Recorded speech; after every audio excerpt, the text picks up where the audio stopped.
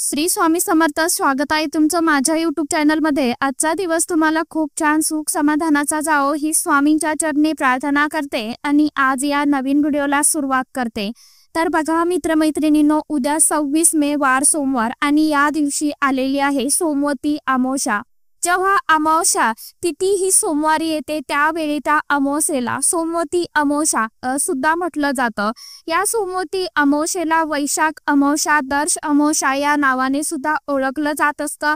या सोमवती अमावस्येचा प्रारंभ जो आहे तर तो 26 मेला दुपारी 12:12 सुरू होणार आहे आणि समाप्ती 27 मेला सकाळी 8:32 समाप्ती होणार आहे। आणि म्हणूनच ही अमावस्या तिथी 2 दिवस साजरी केली जाणार असून परंतु अमावस्येला आपण जे काही उपाय करतो, सेवा करतो, तर त्या सर्व उपाय सेवा आपल्याला सोमवारीच करायच्या आहेत। कारण सोमवारच्या दिवशी संपूर्ण दिवस अमावस्या असणार आहे आणि दुसऱ्या दिवशी सकाळी 8:30लाच अमावस्या तिथी जी आहे तर ती समाप्त होणार आहे।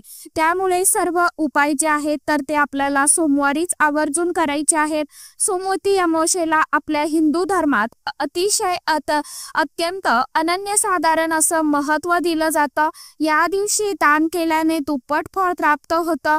सोमवती अमावस्येच्या दिवशी दानाव्यतिरिक्त स्नान आणि तर्पण यांचे देखील खूप महत्त्व सांगितले गेले आहे।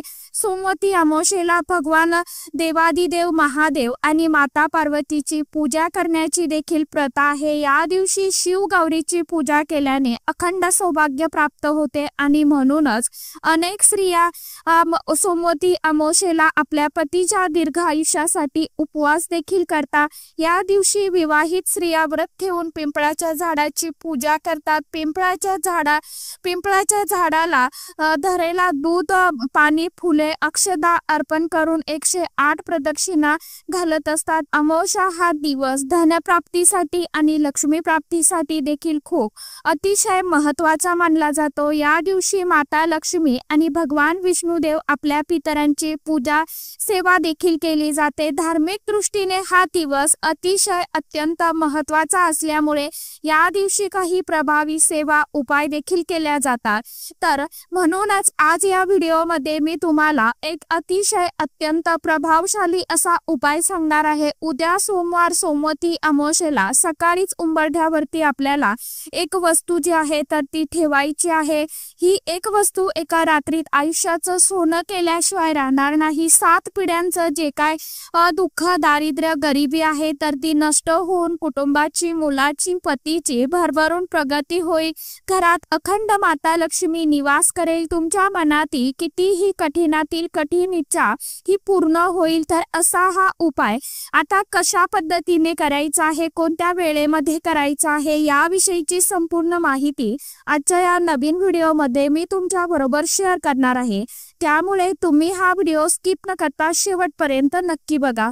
चॅनलवरती तुम्ही जर हा व्हिडिओ पहिल्यांदा बघत असाल तर चॅनलला आवर्जून सबस्क्राइब करा आणि असेच नवनवीन माहितीपूर्ण व्हिडिओ बघण्यासाठी समोरील बेल आयकॉनलाही प्रेस करा। त्यामुळे मी जेव्हा कधी नवीन व्हिडिओ अपलोड करेल तर सर्वात अगोदर त्याचं नोटिफिकेशन तुम्हाला मिळेल आणि तुम्ही एकही व्हिडिओ मिस करणार नाही। तर बघा मित्रमैत्रिणींनो, हा उपाय तुम्हाला उद्या सकाळीच करायचा आहे। सकाळी तुम्ही 12च्या अगोदर हा उपाय करू शकता किंवा तुम्हाला जर उद्या शक्य झालं नाही तर मग तुम्ही 27 मे म्हणजेच मंगळवारी सकाळी 8:30च्या अगोदर देखील हा जो उपाय आहे तर त्या वेळेमध्ये करू शकता। कारण ही वैशाख अमावस्या जी आहे तर ती 2 दिवस असणार आहे। त्यामुळे तुम्ही या दोन्हीही दिवशी हा जो उपाय आहे तो केला तरी सुद्धा चालेल। अमावस्या तिथी ही दर महिन्याला येते, परंतु सोमवारी येणाऱ्या अमावस्या तिथीला सोमवती अमावस्या असं म्हटलं जातं। म्हणतात दर अमावस्येला आपल्या पितरांची पूजा करावी, तर्पण करावं असं आपलं धर्मशास्त्र सांगत असतं। परंतु आपल्याला दर महिन्याला पितरांची पूजा करणं शक्य होत नाही, तर किमान सोमवती अमावस्येला तरी आपल्या पितरांची पूजा सेवा अवश्य करावी असं आपलं शास्त्र सांगत असते। सोमवती अमावस्येला ज्या घरातील स्त्री हे उपाय आवर्जून करते त्या घरामध्ये नेहमी माता लक्ष्मी अखंड निवास करते। आपल्या सर्वांनाच माहीत आहे की आपण दिवाळीचे लक्ष्मी पूजन हे देखील अमावस्येच्या शुभ मुहूर्तावरती करत असतो। हा दिवस माता लक्ष्मीला समर्पित मानला जातो आणि त्यामुळे धनप्राप्तीसाठी लक्ष्मी प्राप्तीसाठी हा दिवस अत्यंत महत्त्वाचा आणि शुभ मानला जातो। जर तुम्हाला तुमच्या आयुष्यामध्ये सतत पैशांच्या अडचणी येत असेल, सतत आर्थिक अडचणींना सामोरं जावं लागत असेल, तुमच्या घराची भरभराट होत नसेल किंवा एखादा व्यवसाय आहे किंवा नोकरी आहे त्यामध्ये सतत अडचण येत असतील, म्हणजे चांगला व्यवसाय चांगला चालत नाही, नोकरीमध्ये प्रमोशन होत नाही, घरामध्ये हवा तसा पैसा येत नाही, म्हणजेच काय घरामध्ये माता लक्ष्मी प्रसन्न नाही किंवा घराकडे लक्ष्मी ही आकर्षित होत नाही, त्याचबरोबर घरामध्ये पैसा आला तरीही तो टिकत नाही। जसं की आपल्या घरामध्ये 10-20 हजार रुपये आले परंतु दुसऱ्या दिवशी अशा काहीतरी अडचणी निर्माण होतात आणि आलेला पैसा जो आहे तर तो परत निघून जातो।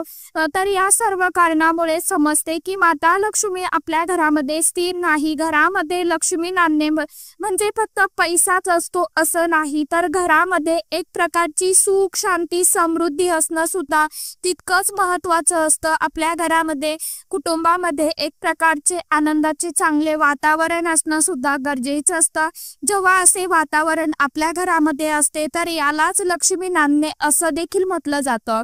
आपल्याला पैसा तर हवा आहे परंतु लक्ष्मी स्थिर ठेवण्यासाठी घरातील वातावरण हे देखील अनुकूल असणं सुद्धा खूप महत्त्वाचं असतं। तर यासाठीच आपल्याला अमावस्येला हा जो उपाय आहे तर तो करायचा आहे। कारण पहा, काही दिवसाचे महत्त्व जे असतं तर ते खूप खास असतं।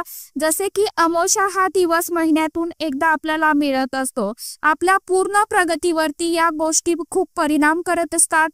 त्यामुळे अमावस्येच्या दिवशी केलेले उपाय सेवा हे कधीच व्यर्थ जात नाही आणि म्हणूनच या दिवशी आपल्या शास्त्रामध्ये सांगितलेले काही उपाय जे आहेत तर ते आपण करायला पाहिजे। यामुळे आपल्या आयुष्यामध्ये सकारात्मक बदल झालेले तुम्हाला नक्कीच जाणवतील। अमावस्या हा दिवस जितका लक्ष्मी प्राप्तीसाठी आणि धन प्राप्तीसाठी शुभ मानला जातो तितकाच नकारात्मकता वाईट शक्ती इडापिडा दरिद्रता दूर करण्यासाठी देखील हा दिवस अत्यंत महत्त्वाचा समजला जातो। हाच उपाय करण्यासाठी आपल्याला सकाळी लवकर उठायचं आहे। अंघोळीच्या पाण्यामध्ये चिमूटभर काळे तीळ, चिमूटभर हळद, गंगाजल टाकून आपल्याला त्या पाण्याने स्नान करायचं आहे। घरातल्या प्रत्येक व्यक्तीने, अगदी लहानातल्या लहान व्यक्तीने मोठ्यातल्या मोठ्या व्यक्तीपर्यंत सर्वांनी या 2-3 वस्तू ज्या आहेत तर त्या अंघोळीच्या पाण्यामध्ये टाकायचं आहे आणि त्या पाण्याने स्नान करायचं आहे।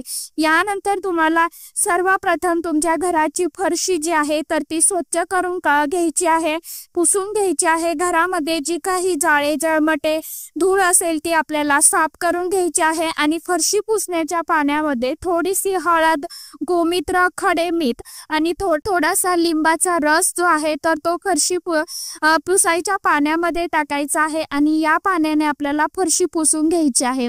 यानंतर तुम्हाला हा जो उपाय आहे तर तो करायचा आहे। उपाय करण्यासाठी तुम्हाला सर्वप्रथम एक तांब्याचा लोटा भरून घ्यायचा आहे। त्या लोट्यामध्ये शुद्ध पाणी भरायचं आहे। त्या पाण्यामध्ये 1 चमचाभर हळद, थोडंसं गंगाजल, थोडंसं गोमित्र, जर तुमच्याकडे गुलाबजल असेल, गंगाजल असेल तर ते देखील टाकायचं आहे आणि हे पाणी तुम्हाला तुमच्या घराच्या मुख्य दरवाजाच्या उंबरठ्यावरती बाहेर शिंपडायचं आहे।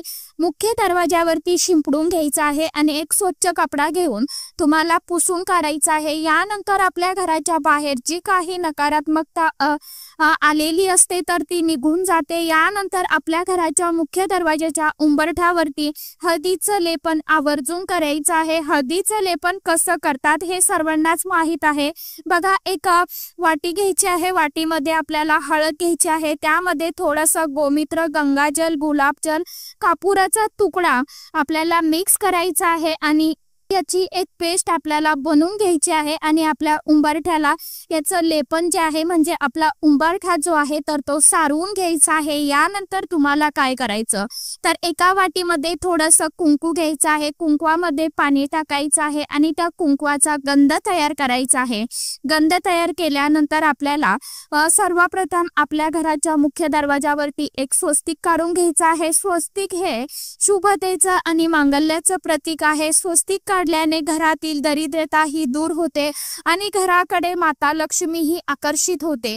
यानंतर तुम्हाला त्या कुंकवाच्या साह्याने आपल्या घराच्या मुख्य दरवाजाच्या उंबरठ्यावरती अष्टलक्ष्मीची 8 रूपे आपल्याला काढायची आहेत। ही रूपे जीवनातील वेगवेगळ्या क्षेत्रातील समृद्धी आणि सुख समृद्धीची प्रतीक आहे। अष्टलक्ष्मीचे महत्त्व म्हणजे या देवीच्या विविध स्वरूपाच्या पूजनाने जीवनातील सर्व क्षेत्रांमध्ये सुख समृद्धी प्राप्त होते। आता ही अष्टलक्ष्मीची प्रतीक कसे काढायचे आहे बघा, तर तुम्हाला उंबरठ्यावरती एक कुंकवाचा बोट ओढून घ्यायचं आहे आणि अष्टदिल लक्ष्मी असं म्हणायचं आहे। यानंतर दुसरं बोट ओढायचं आहे धनलक्ष्मी, यानंतर तिसरं बोट ओढायचं आहे धान्यलक्ष्मी, यानंतर तिसरं बोट ओढायचं आहे संतान लक्ष्मी, चौथं बोट ओढायचं आहे विरल लक्ष्मी, पाचवं बोट ओढायचं आहे भाग्यलक्ष्मी आणि यानंतर 6वं बोट ओढायचं आहे गजलक्ष्मी, संतान लक्ष्मी, विरल लक्ष्मी असं तुम्हाला अष्टलक्ष्मीची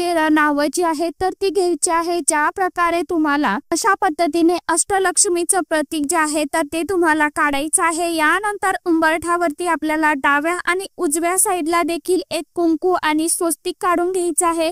स्वस्तिक मधले 4 डॉट जे आहेत तर ते आपल्याला द्यायचे आहे आणि कडाच्या 2 लाईन ह्या आवर्जून काढायच्या आहेत। यानंतर तुम्हाला एक मातीचा दिवा घ्यायचा आहे, दिव्यामध्ये दुहेरी कापसाची वात लावायची आहे आणि मोहरीचं तेल या दिव्यामध्ये तुम्हाला घालायचं आहे। मोहरीचं तेल नसेल तर मग तुम्ही तिळाचं तेल घालू शकता। यानंतर आपल्याला हा दिवा जो आहे तर तो प्रज्वलित करून घ्यायचा आहे, एका प्लेटमध्ये ठेवायचा आहे आणि हा दिवा आपल्या घराच्या मुख्य दरवाजावरती बाहेरच्या साईडने तुम्हाला उजव्या साईडला लावायचा आहे। जेव्हा तुम्ही बाहेरून घरामध्ये प्रवेश करता जी तुमची उजवी साईड असते तर तिथे हा दिवा लावायचा आहे, कारण या दिवशी आपले पितर हे मृत्यू लोकातून पृथ्वीवरती येत असतात आणि ते आपल्या घराच्या बाहेर येऊन थांबलेले असतात आणि जेव्हा आपण तिळाचा किंवा मोहरीच्या तेलाचा दिवा लावतो त्यावेळी आपले पितर हे प्रसन्न होतात, आपल्याला सुखी संसाराचे आशीर्वाद ते प्रदान करत असतात।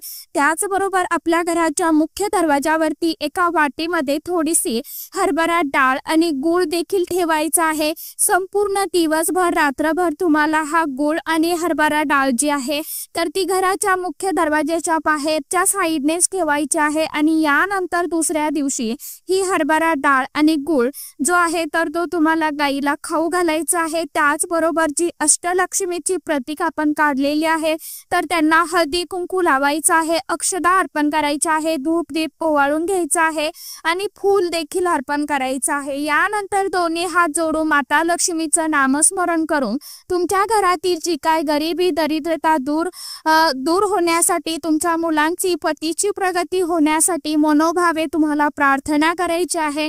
त्याचबरोबर या दिवशी आपल्या स्वयंपाकघराची देखील पूजा करायची आहे।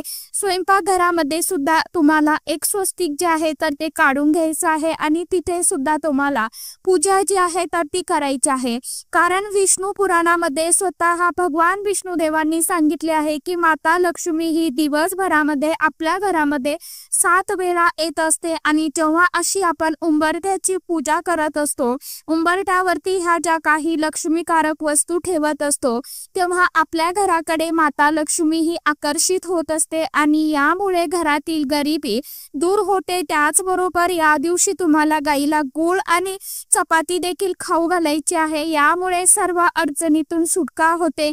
जेव्हा मुके प्राणी हा घास खातात त्यावेळी आपले पितर संतुष्ट होतात आणि आपल्याला भरभरून कृपा आशीर्वाद मिळून देत असतात। त्यामुळे हे काम देखील तुम्हाला अमावस्येला आवर्जून करायचंच आहे। त्याचबरोबर उद्या संध्याकाळी अमावस्येला आपल्या घराच्या दक्षिण भागाला एक दिवा जो आहे तर तो आवर्जून लावायचा आहे। मातीची पंती घ्या किंवा मग कणकेचा दिवा तुम्ही तुम्ही वापरू शकता। दिवा लावताना त्यामध्ये तुम्हाला मोहरीचं तेल टाकायचं आहे किंवा तिळाचं तेल टाकलं तरीही चालेल। या दोन्हीपैकी कोणतंही तेल तुम्ही दिव्यामध्ये वापरू शकता। तुम्ही दिव्यामध्ये घालू शकता। यामध्ये चिमूटभर काळे तीळ टाकायचे आहेत आणि दुहेरी कापसाची वात लावून हा दिवा तुम्हाला प्रज्वलित करायचा आहे। यानंतर आपल्या पितरांचं स्मरण करायचं आहे, दिव्याला नमस्कार करायचा आहे आणि तुमच्या घरात ज्या काही अडचणी आहेत तर त्या दूर होण्यासाठी प्रार्थना करायची आहे। तुमच्याकडून काही चुकले असेल तर आमच्याकडनं जर काही चुकले असेल, तुमची काही सेवा झालेली नसेल तर माफ करा असं सुद्धा तुम्हाला प्रार्थना करायची आहे। आणि जर असा दिवा आपण दक्षिणेकडे तोंड करून लावला तर आपला पितृदोष जो आहे तर तो दूर होतात। कारण दक्षिण दिशा ही पितरांची दिशा मानली जाते, यमाची दिशा मानली जाते। त्यामुळे असा दिवा लावल्यामुळे आपल्या घरामध्ये अपमृत्यूचं संकट जे आहे तर ते दक्षिणेकडे घरामध्ये जागा नसेल तर मग घराच्या मुख्य दरवाजाच्या बाहेर तुम्ही थोड्या अंतरावरती हा दिवा जो आहे तर तो लावू शकता। हा दिवा आपल्याला रात्रीच्या वेळी लावायचा आहे। त्याचबरोबर अमावस्येच्या दिवशी महत्त्वाची गोष्ट म्हणजे अन्नदान। या दिवशी गरजू व्यक्तींना तुम्ही अन्नदान नक्की करा। जे भुकेलेले आहेत, तहानलेले आहेत त्यांना अन्न पाणी अवश्य दान करा। अन्नदान केल्याने देखील प्रखर पितृदोष हा दूर होतो, तसेच माता लक्ष्मी ही देखील प्रसन्न होते। तर असे छोटे मोठे उपाय जे आहेत तर ते तुम्हाला उद्याच्या दिवशी आवर्जून करायचे आहे। तर चला, सांगितल्याप्रमाणे तुम्हाला उद्याच्या दिवशी आवर्जून जे उपाय शक्य होईल ते उपाय तुम्ही आवर्जून करून बघा। तर आजच्या व्हिडिओमध्ये इतकीच माहिती होती। कशी वाटली नक्की सांगा। व्हिडिओ आवडला तर चॅनलला आवर्जून लाईक शेअर सबस्क्राईब जरूर करा। परत भेटूया नवीन माहितीसोबत, नवीन व्हिडिओसोबत। तोपर्यंत सर्व माझ्या यूट्यूब परिवाराला श्री स्वामी समर्थ।